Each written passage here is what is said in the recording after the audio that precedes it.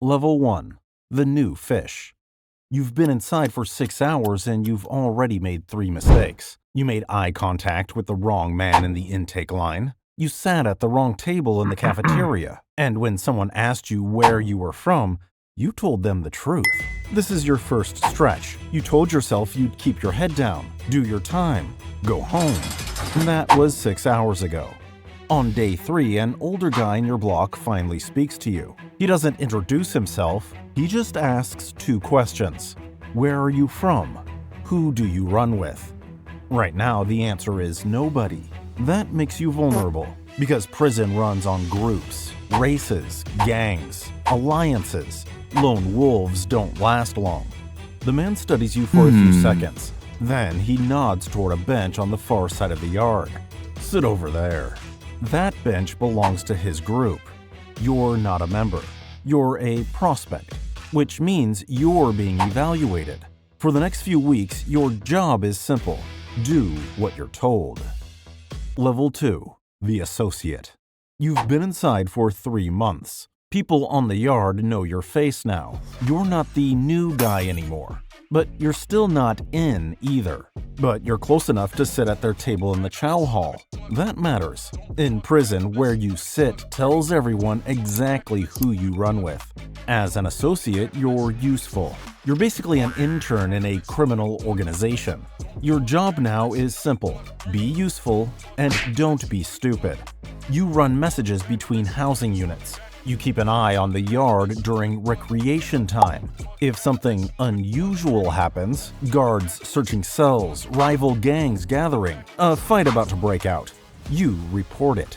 You hold things. You stand in certain spots at certain times. You're not told why, you're told when and where. But you don't get protection yet. You don't get to vote in any decisions. But you do get access. Limited access. You're being watched. Everything you do is being measured. How you handle pressure, whether you talk, whether you ask too many questions, whether you can be trusted to be exactly where you're supposed to be and nothing more. And if you keep proving yourself, they might make you a full member. Level 3. The Soldier. The big guy looks at you from across the yard and says 4 words. You're with us now. You're in. You have a place at the table. Literally. There's a specific bench in the yard that belongs to your people, and you sit on it and nobody questions it. You're a soldier, the bottom of the org chart, the most replaceable part of the machine. But being a soldier has its perks. Other inmates think twice before messing with you. You get protection. You get access to things regular inmates can't get. Extra food, contraband, sometimes even money moving through the prison economy. But it's not all lollipops and rainbows. Being a soldier means you're constantly on the front line. If a fight breaks out between gangs, soldiers go first. You're expected to fight, not sometimes, always. You've been in 2 fights this month alone. You won both. Unfortunately for you, the guards catch wind of the second one and drag you off to solitary. You keep your mouth shut and sit in a concrete box for a few days. But on the bright side, in the yard, your reputation just went up. You're not just a member anymore. You're a soldier. And if you keep proving yourself, you might just get trusted with something bigger. Level 4. The Enforcer. You're the one they call when a conversation stops working. It happened gradually. You were reliable in a fight. You didn't panic. You didn't hesitate. And word travels fast in a place where there's nothing to do but watch people. You're not sent on errands anymore. You're sent on problems. A soldier in the unit has been skimming commissary from the pool. You go to his cell at night. You close the door. What happens next takes 2.5 minutes. He pays back double and doesn't eat solid food for a week. A man from a rival group has been pushing into territory that isn't his. You deliver the message in the yard in front of everyone. That part is intentional. The point isn't the pain. The point is the audience. You're respected now, feared even. But there's a downside. Enforcers make enemies everywhere. Rival gangs want revenge. Your own gang watches closely, because if the day ever comes when someone needs to enforce the rules on you, they'll send another enforcer. You're not just muscle anymore, you're a signal. When you're sent somewhere, everyone in that block understands what it means before you even open your mouth. You're making decisions now, small ones, but decisions nonetheless. How hard, how public, how final.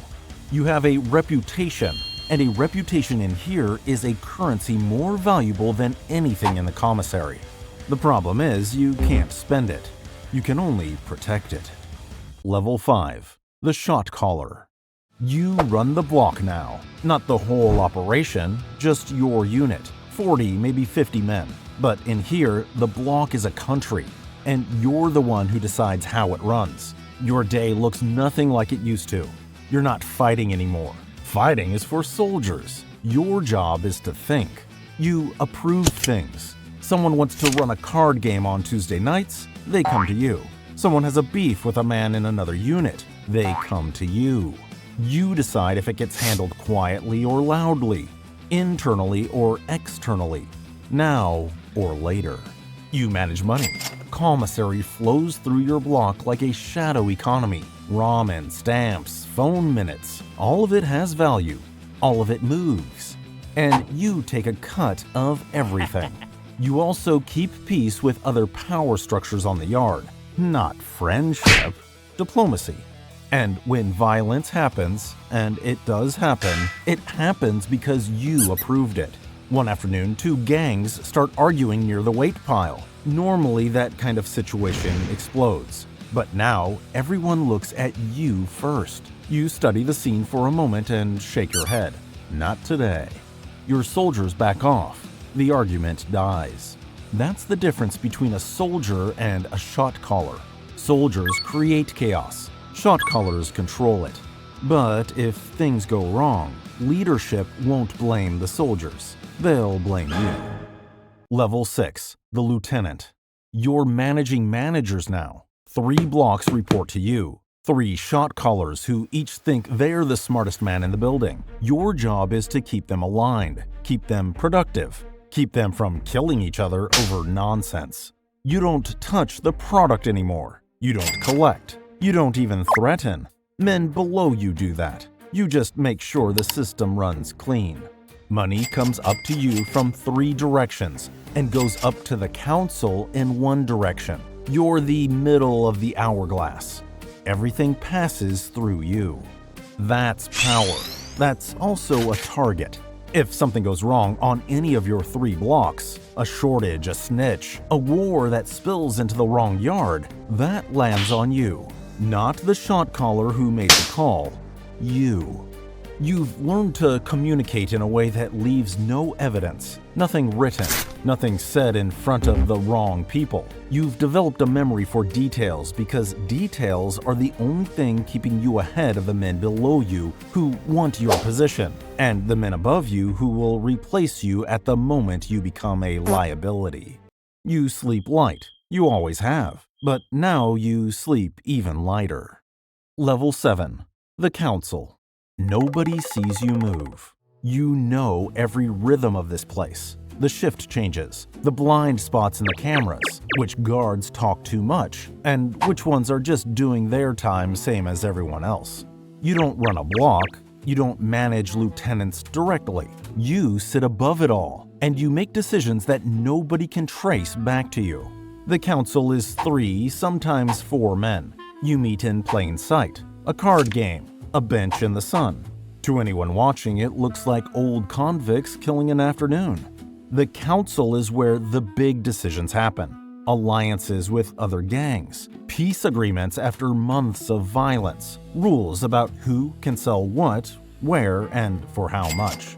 You decide when alliances shift. You authorize violence at a scale the soldiers below you never see the full picture of.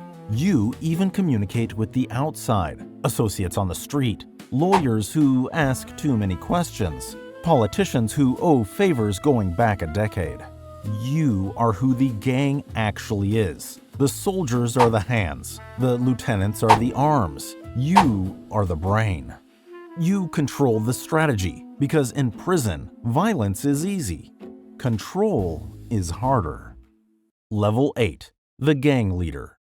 There is no announcement, no vote, no coronation. One day the chair is empty, and everyone looks at you, and that's it. That's how it works. You are the final word on everything. A dispute between two lieutenants, you settle it. An alliance with a rival group, you approve it.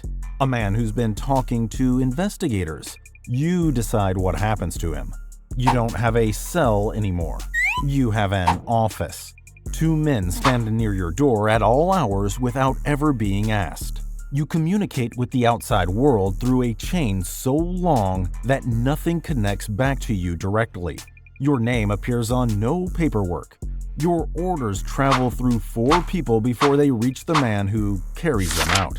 You're the top dog, but the position comes with a cost. You're never alone. Bodyguards follow you across the yard. When you sit in the chow hall, soldiers sit nearby because leadership is dangerous.